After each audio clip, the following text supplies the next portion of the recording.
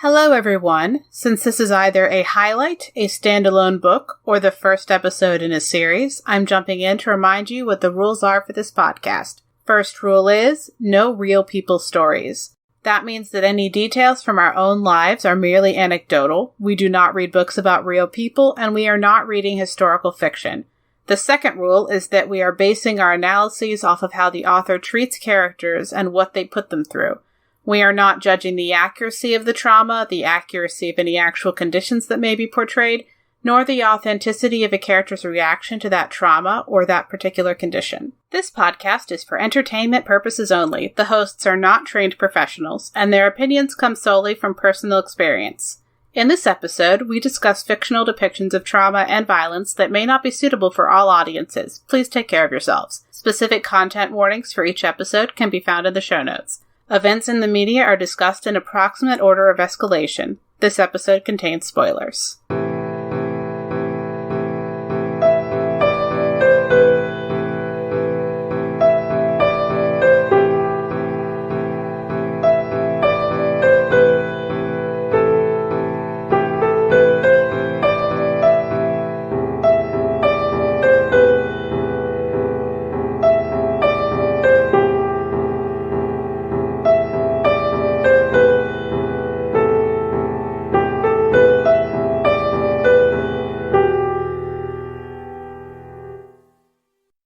Hi, I'm Nicole. And I'm Robin. And this fortnight on Books That Burn, we are discussing Jade City by Fonda Lee. And for the factions, we have Lan, Hilo, Shay, Andon, and Doru. There are so many characters. We could list a lot. This is one of those books where we could list like 20 characters, and we said, no, let's not do that because what we're talking about doesn't involve all of them. What you need to know if you haven't read the book is Lan, Hilo, and Shay are siblings. Andon is an adopted cousin, and Doru is an older close advisor of Lan, Hilo, and Shay's grandfather. And when we say Andon is an adopted cousin, we mean Andon was their cousin who was adopted to be their sibling, not adopted into an aunt and uncle family. Okay. Just to note that, because that could be read two ways. All right. So our first topic is Doru and sexual abuse. So there are a lot of little hints that Doru is like creepy really early on, and then especially male characters like Lan dislike him as a person for reasons they either can't explain or don't think about much. It's like that he's odious and they don't like him, like, is tempered with he's in a position of power and has a job to do that like they really need him to keep doing as the book begins. That's the starting position. And then a little bit later on, we get something from Shay, a female character who had a friend who was abused by Doru. Mm-hmm. And that's where narratively it crosses from, he's like old and creepy, but it's hard to know how much could be like from something that isn't abusive. And then it's like, oh no, please do not misunderstand. He is an abuser. And when one of the characters thinks of him as a pervert, they are not being idiomatic. And,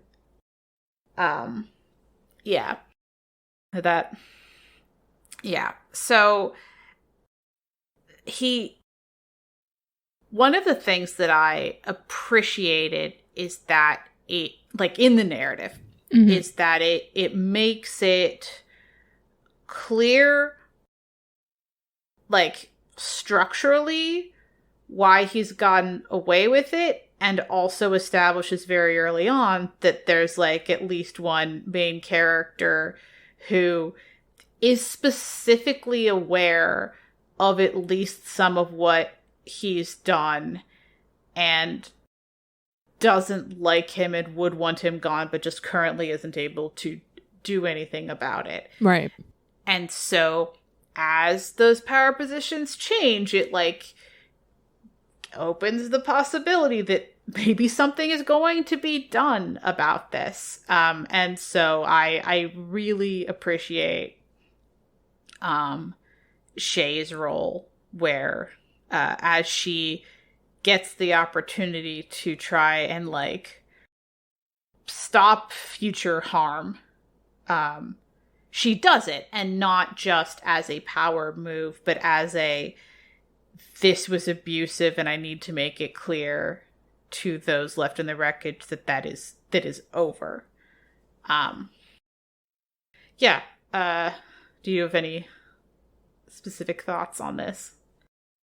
I think that, kind of like you said, I think the author did a very good job of like laying those crumbs, those foundations. So this was not like necessarily something where you're expected, I think, to go, aha, this is this kind of person. But when you get that reveal, it makes complete sense, and there isn't like a contradictory detail from before that is like in your face or anything.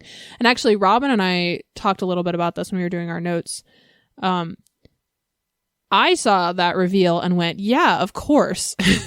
Because for me personally, because a big red flag that I watch for in people is just whether or not they respect the boundaries of other people in general, even when they're non-physical. And this particular character has a habit. This particular character is the advisor and also is in charge of dealing with certain things for Lan. And Doru, we get this detail later in the book where Doru basically says, like, I'm advising you, but I also know what you need better than you know it yourself. So I'm not going to do what you tell me to do. Instead, I'm going to do what I know you actually wanted. Which means that Doru is just doing what he has decided is better for Lan. But the problem is, Lan's decisions are not decisions purely for himself. They are decisions for his entire clan, everybody. And so what Doru is doing is just making decisions that impact a giant number of people at the in direct opposition to what he is being told to do. And we get some hints of that kind of early on. We get like a big reveal later that that's been happening for a long time, but like we get some hints early on. We get some just like disrespect of names that he has been asked to use. We get some just like, you know, well, I want to leave, or I want to do this thing. And Doru saying, or I want you to leave, or I want you to do this thing. And Doru kind of pushing back like, well, but I think that I shouldn't when it's under Lan's purview. So, you know, we get some of those where it's like he's very clearly shown to just have a disregard for other people's agency over things that they are personally responsible for. And yeah, so like the connecting ties that he's skipping consent in all of these contexts. Yes. Yeah. Exactly. And that's something that, like I said, I pay pretty intense attention to in my personal life. That's a thing that I notice, because those little boundary tests are so often just a pretty good flag for whether or not somebody will respect things when it's going to actually put you in danger or harm you or cross a serious line with you, of any kind. And this character just constantly through the book is told, hey, this is where I want it to be. And he goes, well, but what if I want something else though? Later in the book, like there's a conversation with him where he basically explains kind of like why he thinks he's justified in acting this way with relation to the power structure. Yeah. The discussion is not about the sexual abuse, but like the power structure generally. He's like, oh, you know, like how I worked with your grandfather is that he didn't have to tell me what he wanted to do. I just knew. And so it's dodging the hierarchy in two ways, because he's not only is he then not listening to what Lan wants him to do, he is still trying to do what the person who is no longer in power would have wanted him to do. Or what he assumes. Zero accountability. What he assumes what he has decided the person who is no longer in power would have wanted. And part of, so, that's kind of like where he is in this power structure, so getting a little bit more specifically into the sexual abuse, what he's doing is sexually exploiting and abusing underlings. Like his secretary is very young and female, and one thing I appreciate is that her exact clothing is not described. There's not any like voyeuristic thing of what she looks like. What we have is Shay seeing her outfit and going, "Oh no, Doru made her wear that." Just immediately of like, okay, all right. And so one of like, when Shay is in a position to, like, one of the things that she, thinks to herself that she's going to do is like tell that person that she doesn't have to dress that way anymore. And it to be like this visible sign that Doru is like not in this position that he was previously.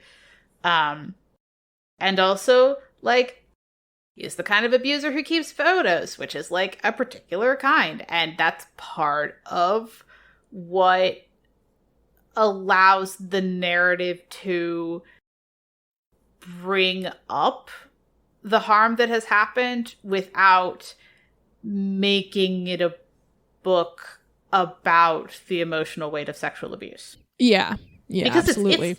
It's not.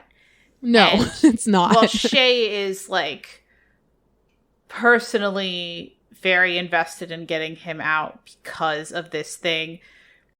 She also has other unrelated reasons to want him out. But again, like we said, they're related to the way he skips consent in all forms, including literally where he is in the hierarchy that is his entire life.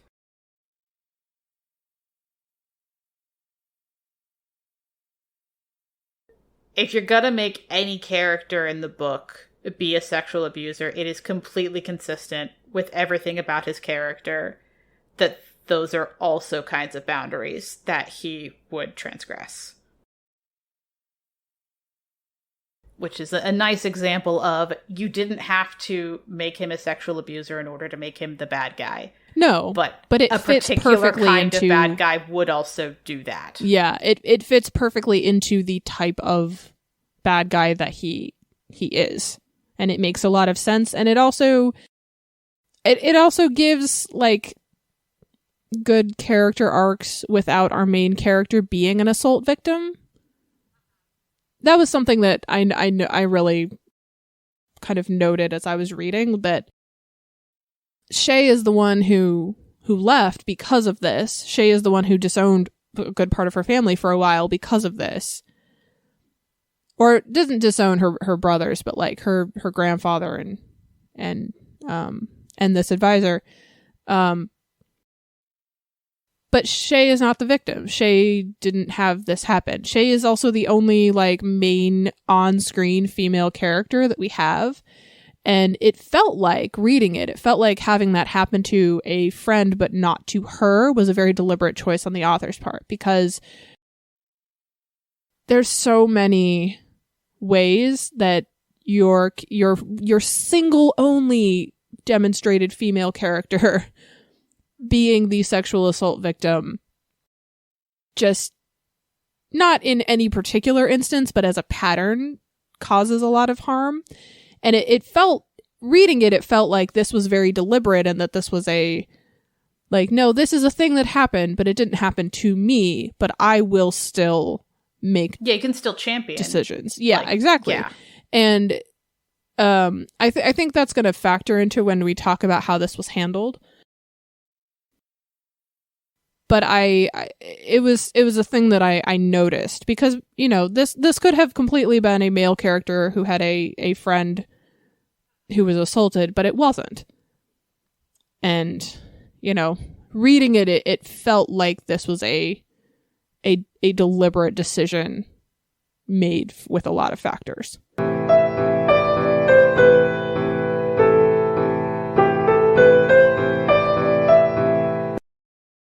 On to Andon and parental death. So his parents died when he was very young. That happens like before the start of the book. And he was taken in by the calls. And he feels the gap between blood and adoption like really, really strongly, and is like very worried about his place in relation to the calls. Mm-hmm. And they're like, what do you mean? You're family. Like, yeah. Like, why? Like, they don't, if they notice that he's worried about it, they seem like confused that he would be. But generally speaking, they don't worry very much about it.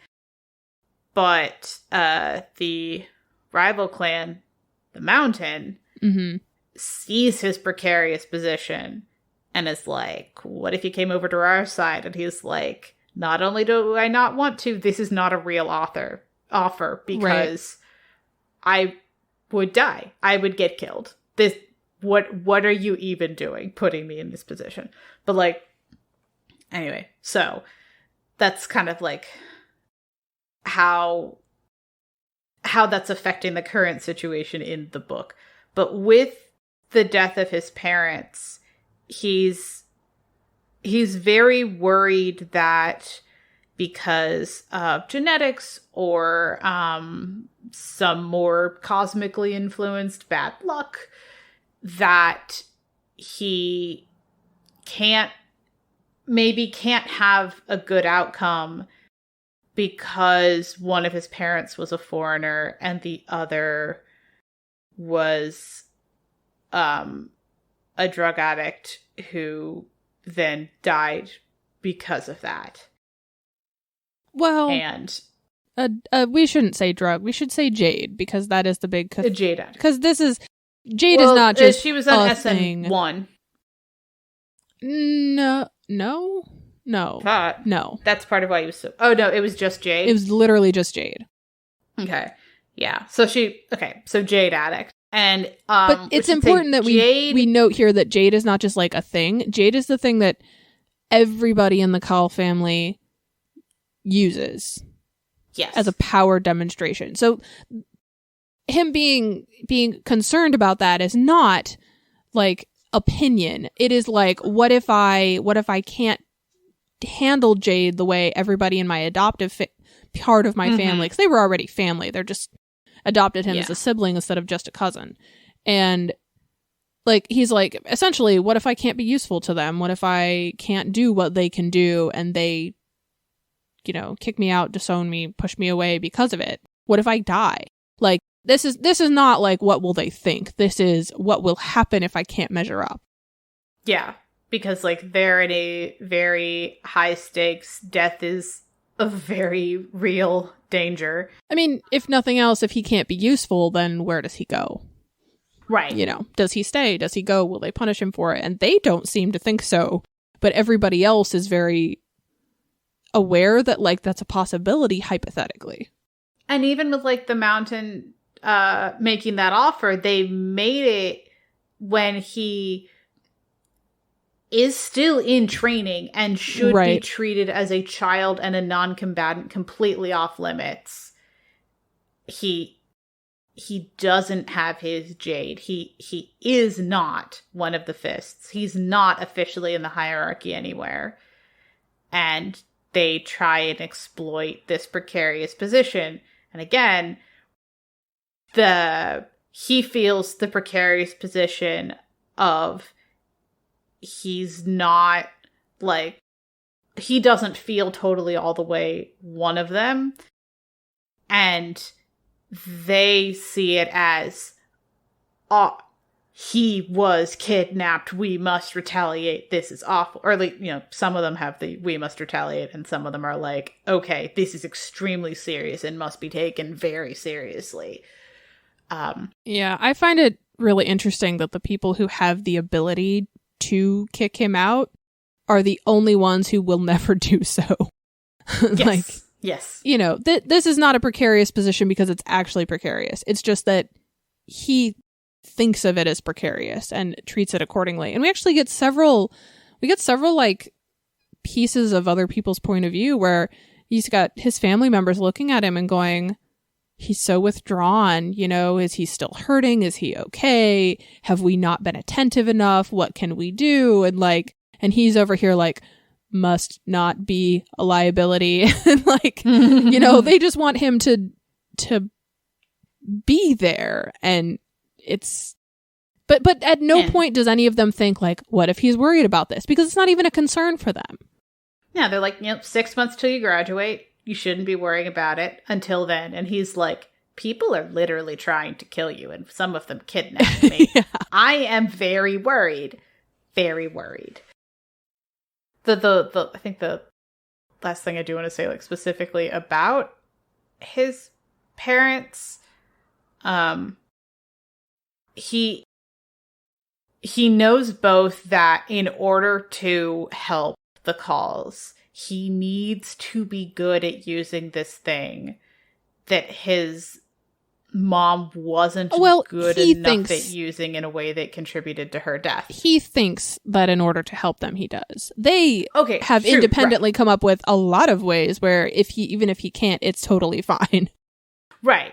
They're like, we will find somewhere for you. And he's like, I don't want somewhere. I want to, because like, you know, anybody can be one of the fists, you know, he's like, you know, doesn't want to be a lantern man. Like, those are like civilians almost. Like, they're one step away from civilians. And like, he doesn't, that isn't what he wants. And the calls are like, we want you to be like alive and successful. And we're okay with alive and successful looking like something other than what it looks like for us. And I think he hears, it's okay if you're not really a call. Right. But that is absolutely not what they are saying. Right. But that's how he interprets it. Most of the time that is how he interprets it.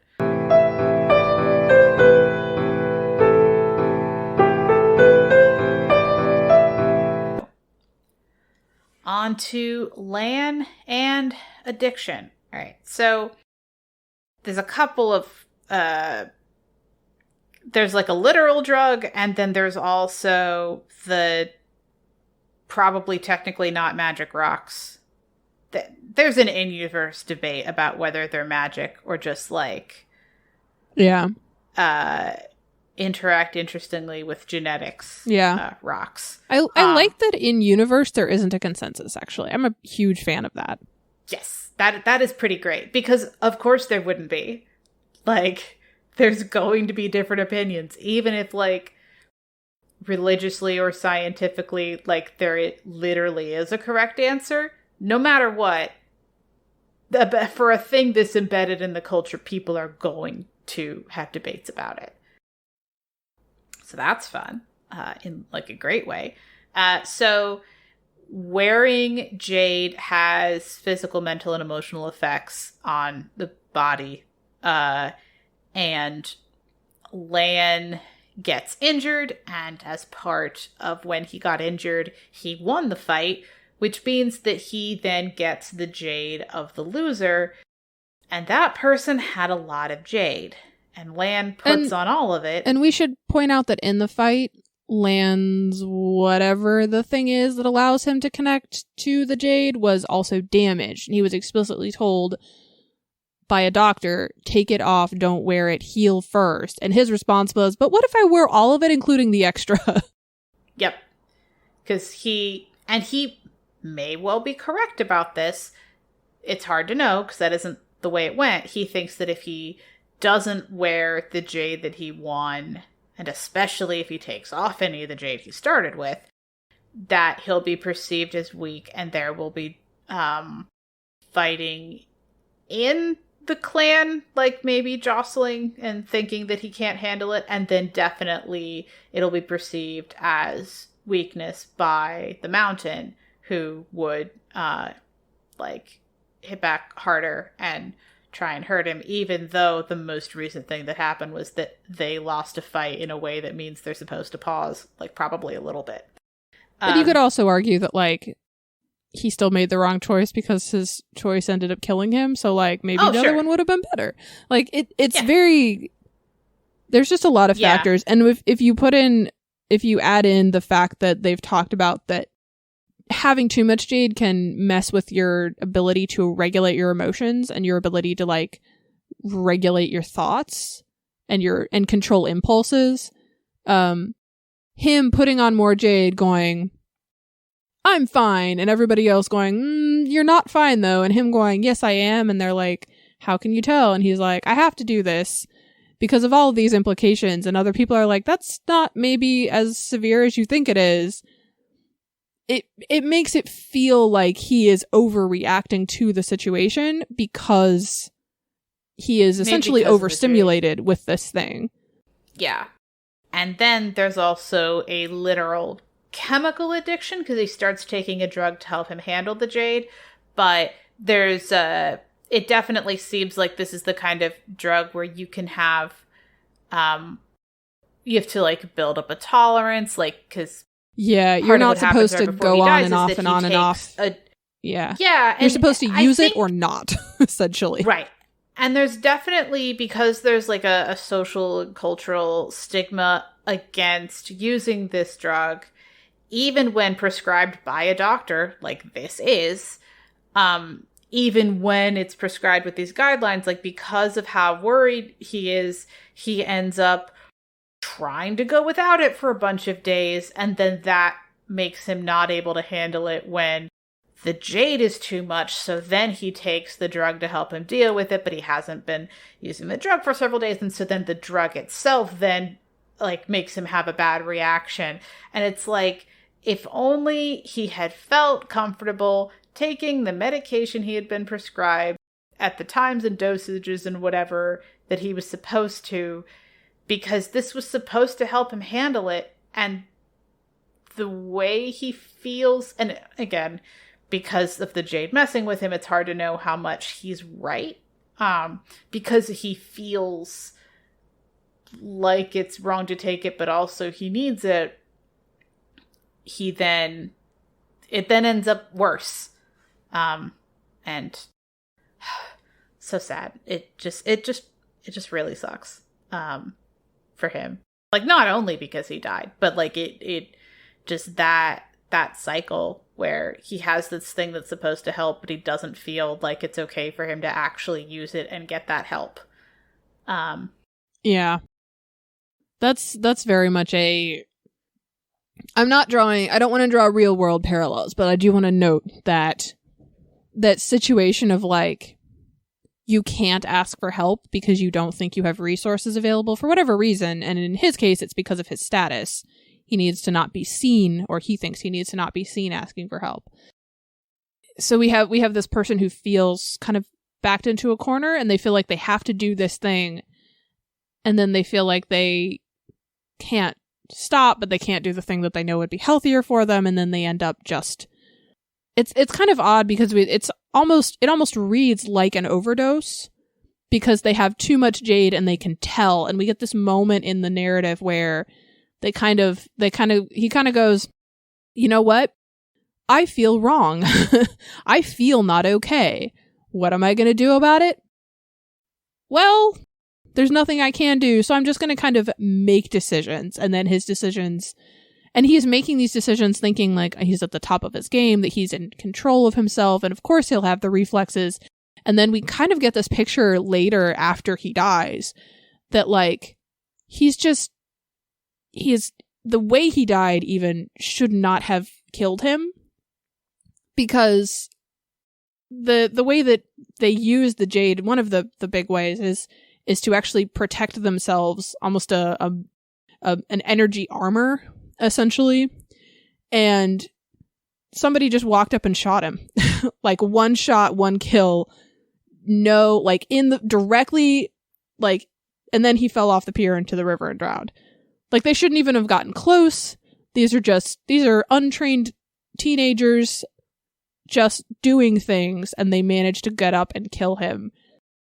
And that shouldn't have taken out, quite frankly, anybody in his entire structure of Jade users, much less the most experienced, oldest, most powerful person. But it's because he just didn't know what was going on, and he's just doing things and thinking that he's fine and that he's invincible, and then he gets shot. With the one shot, one kill comment, I will say that there were some waves of bullets before that he did deflect, but then a several minute gap. Yeah, and then we have... Oh, but those are two different incidents. We have, sure, he's deflecting this, and then he goes off by himself, runs down an alley, runs into this other person, right. And this other person just goes, oh, you're my person. Bam. Yep. Done. Yeah. And, like, even the decision to run down that random alley. Yeah. Like, his family members look at that and go, what? Why? Why was he even over there? That makes no sense. There's just so many pieces there where we really watch him on page have less and less control and less cognitive reasoning through what will happen if I do XYZ. Yep. And less awareness of his surroundings and less understanding of how he is feeling and reacting and doing. And it's just, but it's laid out so mixed with everything else that's going on. So we'll talk about this in our wrap up, but like, there's a lot of like structural pieces where we're not just sitting there and watching this person fall apart. We get like a glimpse, and then we get somebody else's looking at him, and then we get somebody else doing something over there, and then we get back to him, and then we get this other piece, and then we just watch him like make this very bad consecutive row of decisions suddenly out of, like, not out of nowhere, but like it's like we narrow in on him and then this just happens. But it's not out of nowhere. We've seen it kind of go as it gets worse and worse. Why it got to be like this. Right. Yeah. But one of the big things that I just think is good to highlight is that we see people offer help, and we see him decide that he can't take it. And then we see his family later being just frustrated and angry and upset and sad because they did want to help, and they could see that there was a problem, and that they literally offered like, hey, you're not alone in this. And he goes, yes, I am. And then runs off, essentially, plot wise.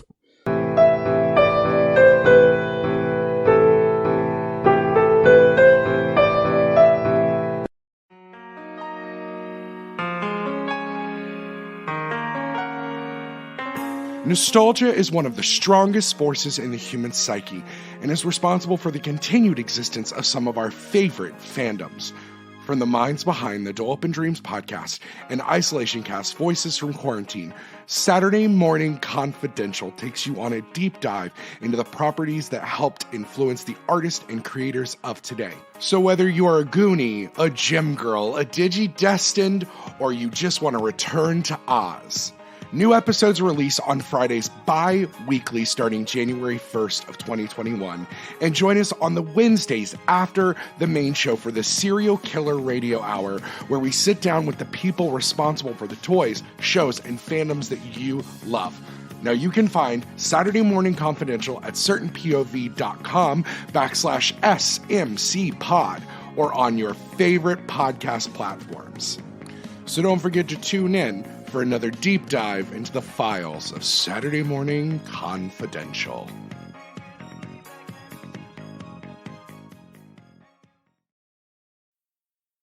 On to the wrap-up and ratings for Jade City by Fonda Lee.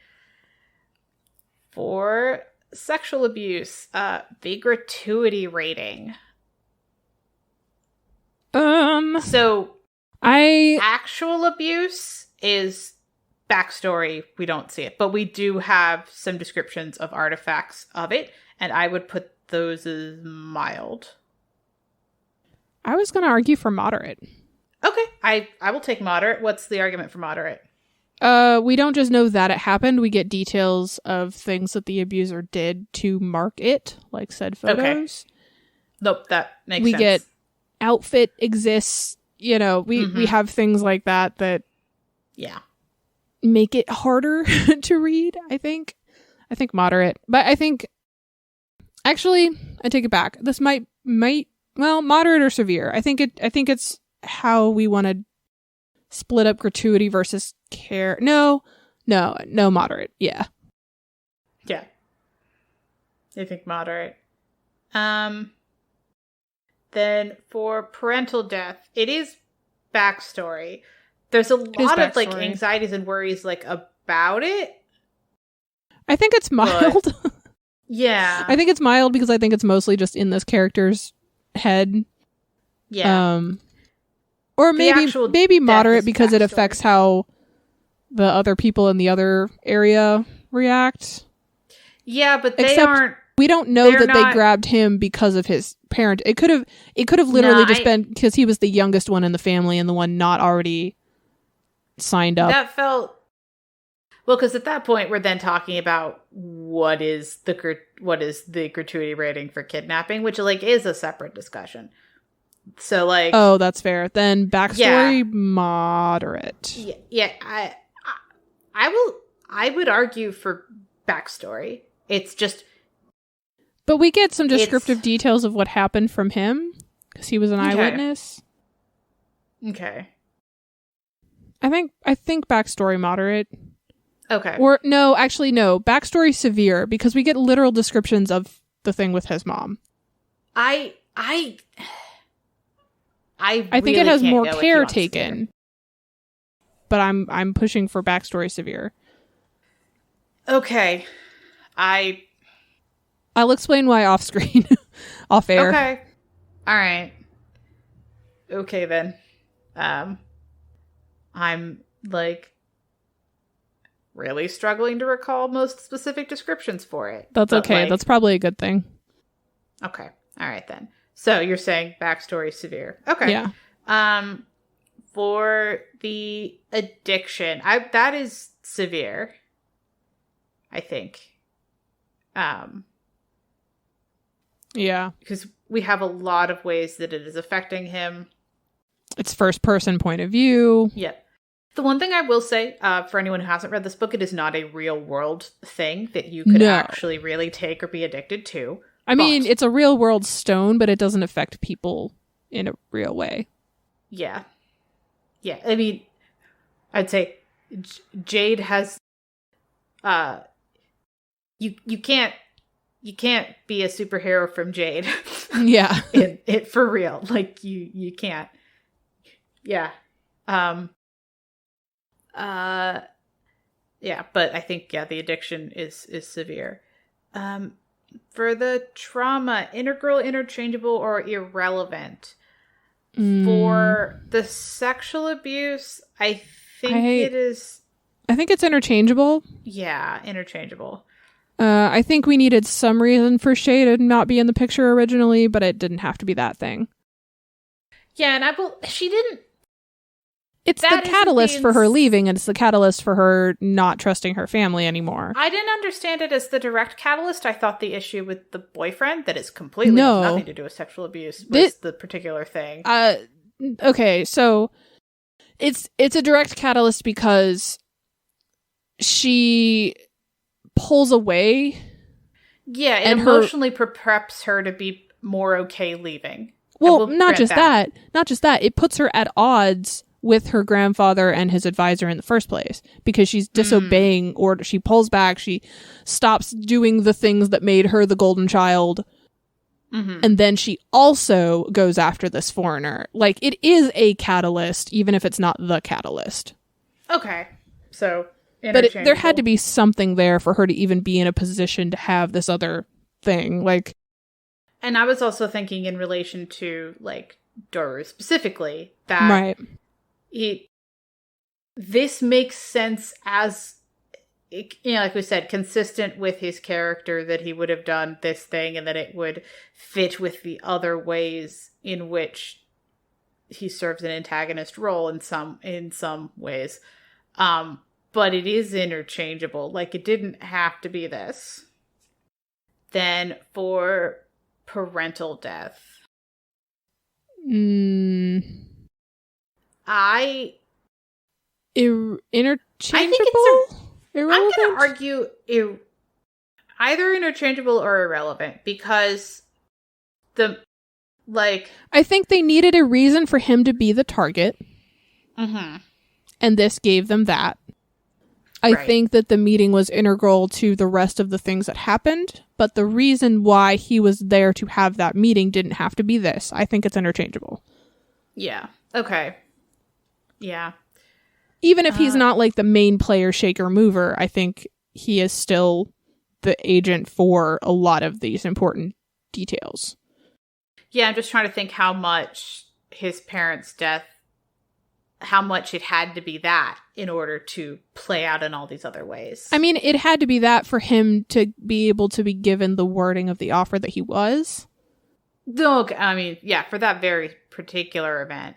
But they waited for him because of his age. They waited for him because they could tempt him with even pretending that his family didn't care. They could, there's so many details where if they changed this one thing, it would alter things, but it wouldn't alter the path of the story, but it would alter enough stuff where it would alter other things. So I think it's interchangeable. I don't think it's irrelevant, but I think it's not integral. I'll go with you on interchangeable, but it does feel like you're rating kidnapping, which wasn't our topic. No, I'm not. More than you're rating I'm not, because it was, but okay. I'm literally not rating the kidnapping. I'm reading the wording that was used when he was in that situation, which is not the kidnapping. It's the reason of the thing about him that made him a good target and made him a vulnerable asset to seize in that situation.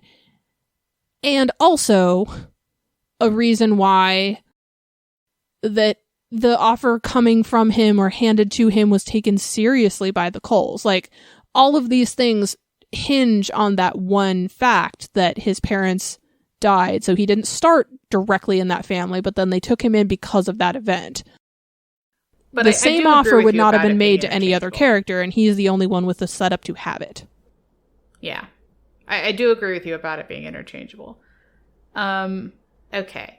Then the addiction, it is integral, I think. Yes. Yeah, because it is.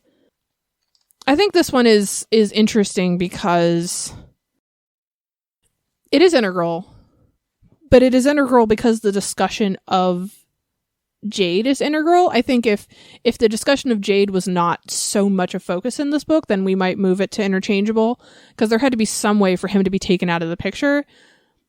But the fact that Jade and how it affects you and how it works and the distribution of it and the distribution of the thing that he actually uses to manage it, and like, there's so many details there that dramatically would alter the rest of the plot if they were not a problem. I think it pushes it to integral. And also as to like how important is Jade, the book, like all three Jade books City. in the trilogy have Jade in the title. Like, it's very important. I mean, it is the plot. It is the catalyst for everything else that happens. All right. Treated with care. For the sexual abuse, I think this was treated with a lot of care. I think it was treated with enough care. Okay, yeah. I'm going to say enough for the same reasons I kind of alluded to before. There's some brief description, yeah. Yeah, there's some brief description of trophy type things that we also have some flashbacks from Shay as she's actually telling us things that happened. Which the fact that they are flashbacks, the fact that they are her remembrances and not first person POV of the victim, the fact that we see it all as a backstory thing, all of those are protective measures, but it doesn't stop the fact that like we have enough evidence there to be able to get a picture. So I think it's enough. Yeah. Hi, Grimoire. Saying hello? Saying hello to me? Saying hello to the mic by moving it? Fun times. Okay. All right. For the parental death, what are your thoughts on that? I think this is treated with not enough care. Okay. But I don't want to explain why, because explaining why would be describing the things that were not that were not enough care about it, and that's too much. Yep. If anybody wants me to talk about that, maybe I could talk about it later in some platform where you have to like knowingly consent to listening to it. But I don't actually want to outline that, but I think it's not enough. Okay. All right. For addiction, I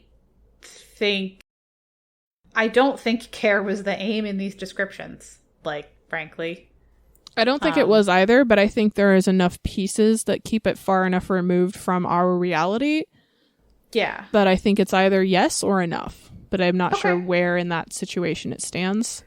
I'll go with enough. Because a thing that we, haven't talked about for a bit, but like is like a thing we definitely have in mind is like fantasy analogs for real world things. And I do agree that there's a certain like ground level of care that happens in, yes, there's addiction and a drug, but it is literally not possible for any readers of this book to also be addicted to that exact same thing. And also the things that it is doing to you are not analogous to the real world either. Like, sure, they are things that you could functionally have happen to your human body. Yeah. But as far as I know, it's not one-to-one to anything in our real world. So because it's not a one-to-one, there's a distance there. You can clearly recognize that this is what is happening, but you're not experiencing it with them. And then clear, muddy, or tangled? I think this is tangled. Because, like, even within the main characters, they don't even all agree. Yeah. Yeah, they don't all agree. And there's also, like, it's not, the answer isn't, well, and one of you is wrong. It's like, right. We have to have some agreement about how we're going to proceed, but just because they proceeded that way doesn't mean that it was the right thing to have done. I actually want to push back a little bit. I want to make an argument for muddy. Okay. That's our middle option. So we are given some pretty clear indicators that we are mostly supposed to agree with our main characters. However, we kind of get splashes of, but what if the thing that they want is actually not better? I don't think it's necessarily tangled, because I think we get enough of like the thing this other person is doing is the worst. I think we get enough of that I think it's not clear. We do also have thoughts about how the Aspenians would not understand and not be okay with any of this. Right. A thing that'll matter a bit more in book 2. But yeah. Yeah, so I think it's not clear because we don't have one group that is set up as like the morality leader who's doing all of the right things and it's never a problem and it never backfires. But I think it's not tangled because we have a clear dichotomy of like one group is causing explicitly intentionally less harm than the others. And I think it's muddy because we are given some things which are hallmarkers for us to go either decide they are right or decide that they are wrong, but we're not given like, we're still supposed to root for these people. We're still supposed to think that they have the best interest in mind, even if we think they're wrong. And so I think that that's muddy. Okay. I can agree on that. Grimoire can agree on how much she wants to be on the microphone. Hi.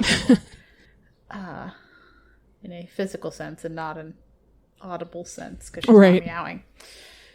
All right. Yeah, I'm good with muddy. It's definitely not clear. No, it's not clear. But I think our argument when we set up the system is that tangled was when there are multiple people who we could be right depending on their point of view. But like, we're not given that. We're given a bunch of people that are doing bad things and then one group that's trying their best, but also it's not working. I think that's muddy. Oh yeah, because we do have the perspective of someone not in the clan who is working against them. Yeah. And okay. Then 4, point of view for trauma and the aftermath. So for the sexual abuse, we don't know the perspective of any of the direct victims. Yeah. And so it's just Shay, really. Yeah. And if he was abusive to her, the text doesn't discuss it. Then parental death, we have the kid left behind. And then for addiction, we have the perspective of the actual person being affected, as well as those around who are concerned to whatever degree. I'm putting for addiction, I'm saying multiple. Yeah. Because we really do get like several. We get we get what is actually happening to him. We get people looking at it. We get people being concerned outside of it. Like we just have multiple things happening here. Yeah. Hi, Grimoire. I do want to note that one of the perspectives that we do get is of the person who is addicted. Like, oh, yeah. Yeah, just want to say that. But yeah, putting multiple for your list makes sense. Okay. Trope Spotter. All right, so this is where I briefly talk about one of the tropes that's in the book. So this trope is Duel to the Death. It is pretty self-explanatory. There is a duel to the death. Narratively speaking, one of the fun things with this is that they have a specific in-universe term for what this is called. Mm-hmm. It's offering a clean blade. And so if this is accepted and then it is a clean blade fight, no one can interfere during or after, and they stand there and let the winner take the loser's jade off the body. They have specific rules and they follow them, and they have duels to the death. It is a thing. If that is a thing you like, Jade War, it has one that is amazing. But that is not the particular book we are discussing today. It is the sequel, however. But yes, they have the clean blade duel to the death in this book and in the series. All right, what is your favorite non-traumatic thing about the book? I'm actually a huge fan of the personalization of the jade. Mm-hmm. Different ways to wear it. Yeah, you've got people who get it embedded in their various places in their body. They have people who put it onto jewelry. You have people who get it sewn into clothing. You have people, and not everybody is the same. Not everybody. I can't think of, other than the training bags that apprentices are wearing. Bands. I can't think of any two characters who are depicted the same way. Yeah. At least not, in close enough proximity that I can remember them both at the same time. And I also like this. Some people have different reasoning for it. You've got people who want to be able to take it all off and relax. You've got people who want it to never be out of their sight, so they literally have it essentially surgically embedded into their body. But there's a whole gambit of logic behind it, and personality, and just position of power that you are in.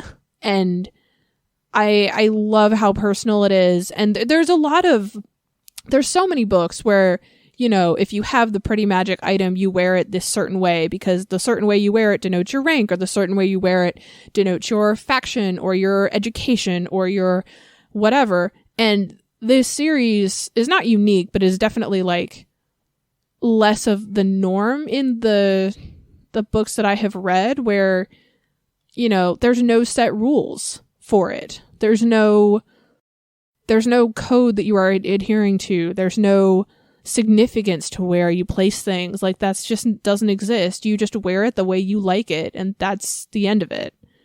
Yeah. It's a quantity thing. It is. It's a quantity thing. And so even with that, showing it off denotes power, but we also have characters explicitly in this book who hide their jade because They want the power, but they want it to be a surprise. And like, that's so, even, I mean, so many books that we've read, even one of the first series that we did, the Abortion series, like, those characters have set instruments and set tools.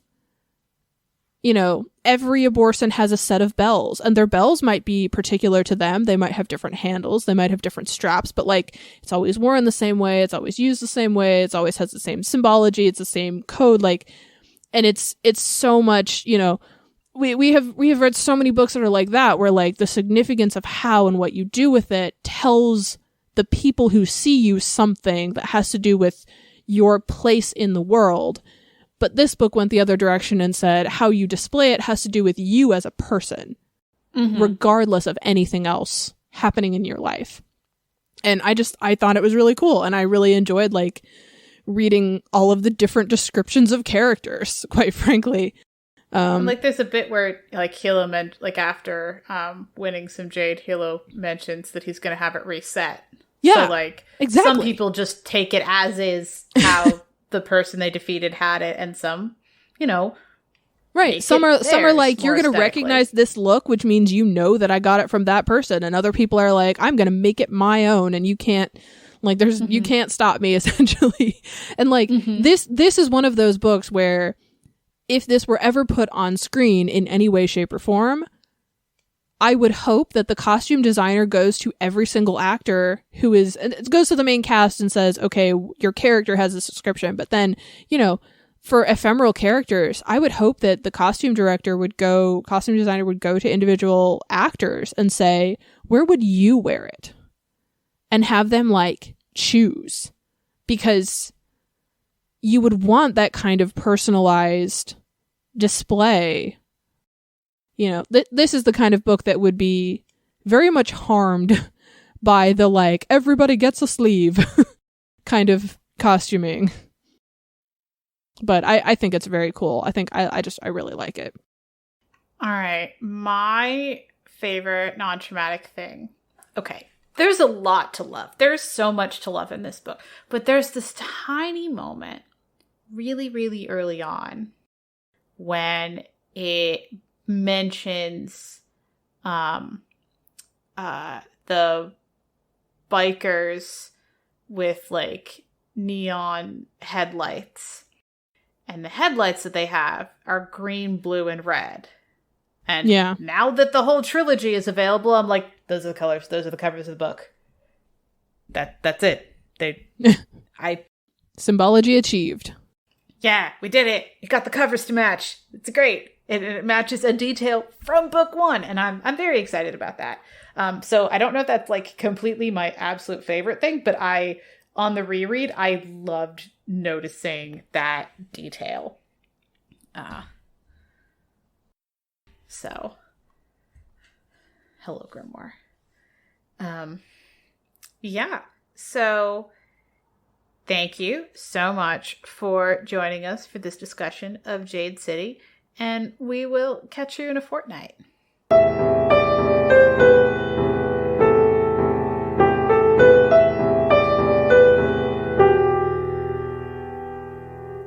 All music used in this podcast was created by Nicole as Heartbeat Art Co. and is used with permission. Our transcriptionist is Heather. Follow her on Twitter at MamaDragon20. We're proud members of the Certain Point of View Network. Find all the CPOV shows at www.certainpov.com. You can contact us on Twitter at BooksThatBurn or by email at booksthatburn@yahoo.com. Please consider leaving us a tip at ko-fi.com/booksthatburn or becoming a monthly supporter on patreon.com/booksthatburn. All patrons get access to our upcoming book list, bonus content, including the second half of all interviews, and will receive a one-time shout-out. To get updates on our written reviews, recent episodes, and newly completed transcripts, subscribe to our fortnightly newsletter at buttondown.email/booksthatburn. You can find us on Apple Podcasts, Pandora, Spotify, or wherever you get your podcasts. Please leave us a review wherever you're listening. This helps people to find the show. Thanks for listening. We'll be back in 2 weeks.